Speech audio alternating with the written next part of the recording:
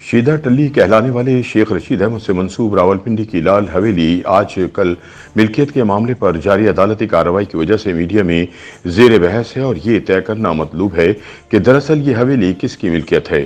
یاد رہے کہ متروکہ وقف املاک بورڈ کا دعویٰ ہے کہ یہ حویلی متروکہ املاک میں شامل ہے اور شیخ رشید اسے چھوڑنے والے خاندان سے تعلق نہیں رکھتے، لہٰذا وہ اسے خالی کر دیں۔ دوسری جانب شیخ رشید کا دعویٰ ہے کہ انہوں نے یہ جائیداد خریدی تھی اور وہ اس کی قانونی ملکیت رکھتے ہیں۔ راولپنڈی کی سیاست میں لال حویلی کا نام شیخ رشید سے اس طرح منسلک ہو چکا ہے کہ یہ عمارت بھی ایک سیاسی کردار کی حیثیت رکھتی ہے اور اس کی یہ شناخت لوگوں کے ذہنوں پر نقش ہو چکی ہے۔ شیخ رشید 16 مرتبہ وزیر بنے اور اس حویلی پر وفاقی وزارت کا جھنڈا لہرا دیا گیا ہے۔ وہ اس حویلی میں مستقل نہ بھی رہیں لیکن اپنے میل جول اور اپنے حلقے کے لوگوں سے رابطے کے لیے کئی دہائیوں سے یہی حویلی ان کا ٹھکانہ رہی ہے۔ شیخ رشید احمد روزانہ صبح لال حویلی کے قریب موجود ناشتے کی دکانوں پر نکلتے ہیں اور وہاں کسی بھی ٹھیلے پر کھڑے ہو کر فری میں نان چنے، سری پائے یا نہاری کا ناشتہ کرتے دکھائی دیتے ہیں۔ سال میں 1 سے 2 بار وہ صحافیوں کو بھی اسی ناشتے کی دعوت دیتے ہیں۔ اس موقع پر لال حویلی کے باہر کرسیاں اور میزیں لگا کر نہاری پائے اور چنے کے ناشتے کے ساتھ ان کی تواضع کی جاتی ہے۔ شیخ رشید احمد کا کہنا ہے کہ ان کے لیے ناشتہ فری ہے اور انہوں نے کبھی پیسے دے کر ناشتہ نہیں کیا، لیکن سوال یہ ہے کہ کیا لال حویلی شروع سے ہی لال حویلی تھی؟ اس بارے میں شیخ رشید اور اس عمارت کے اطراف میں رہنے والے ایک طویل تاریخ بیان کرتے ہیں جس میں محبت کی ایک داستان بھی شامل ہے اور اس عمارت سے جڑی پراسرار کہانیاں بھی ہیں۔ یاد رہے کہ لال حویلی کو راولپنڈی میں سیاسی سرگرمیوں کا مرکز سمجھا جاتا ہے۔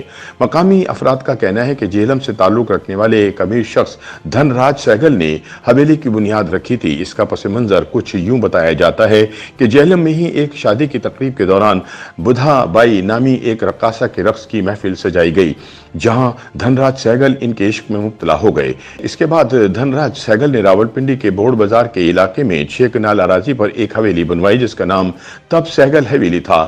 تب اس حویلی میں ایک مسجد اور ایک مندر کی بھی تعمیر کی گئی تھی۔ شیخ رشید احمد بتاتے ہیں کہ بدھا بائی نے سہگل حویلی میں منتقل ہونے کے بعد رقص کرنا چھوڑ دیا تھا اور ایک مذہبی گھریلو عورت کی زندگی شروع کر دی تھی۔ وہ اسلامی رسومات اور مذہبی محافل کراتی تھیں جس پر دھن راج سہگل کھلے ہاتھ سے رقم خرچ کرتے تھے۔ بدھا بھائی اس حویلی میں رہا کرتی تھیں۔ سہگل اور بدھا کے گزر جانے کے بعد اس کے ارد گرد موجود عمارت کے کمرے وقت گزرنے کے ساتھ ساتھ متروکہ وقف املاک نے مختلف لوگوں کو الاٹ کر دیے۔ اب سہگل حویلی لال حویلی بن چکی ہے اور صرف چند مرلوں پر قائم ہے۔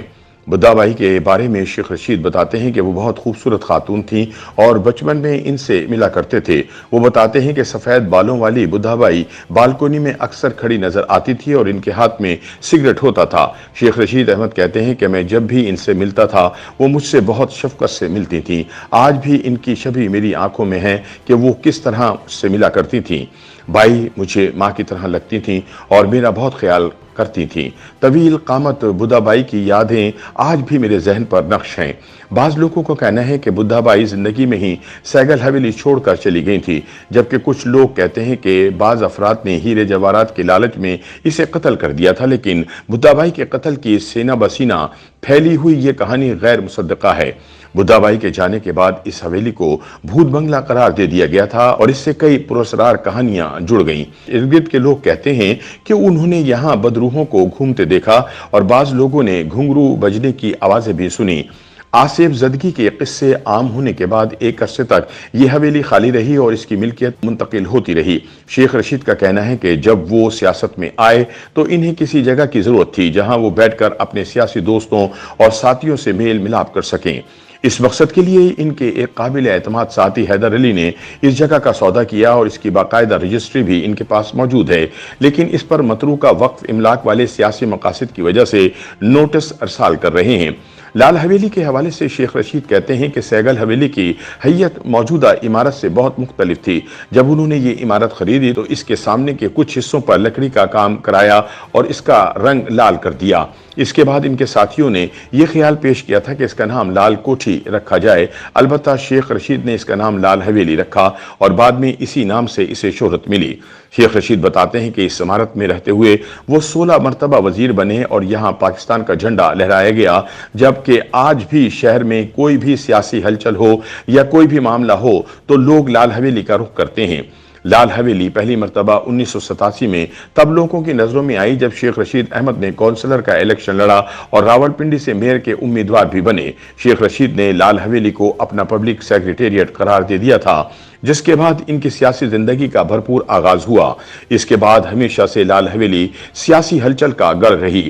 لال حویلی جہاں شیخ رشید سے منسوب ہونے کی وجہ سے سیاسی سرگرمیوں کا مرکز رہی، وہیں یہ مخالفین کا ہدف بھی بنی۔ 2007 میں سابق وزیر اعظم بے نظیر بھٹو کی لیاقت آباد کے باہر شہادت کے بعد حویلی کو آگ لگانے کی کئی کوششیں بھی کی گئیں، لیکن وہاں موجود گارڈز نے اسے ناکام بنا دیا۔ لال حویلی کے علاوہ شیخ رشید وفاقی دارالحکومت اسلام آباد کے سیکٹر F7 میں بھی ایک گھر کے مالک ہیں۔ البتہ شیخ رشید کا سیاسی پتہ لال حویلی ہے۔ YouTube پر گوگلی نیوز دیکھنے کے لیے youtube.com کی سرچ بار میں googly news T V type کریں۔ گوگلی نیوز کے پیج پر سرخ رنگ کے سبسکرپشن والے بٹن پر کلک کرنا نہ بھولیے۔ YouTube پیج پر اپلوڈ ہونے والی ویڈیوز سے باخبر رہنے کے لیے بیل آئیکن پر کلک کیجیے۔ آپ کو ہر نئی ویڈیو کے بارے میں نوٹیفیکیشن موصول ہو جائے گا۔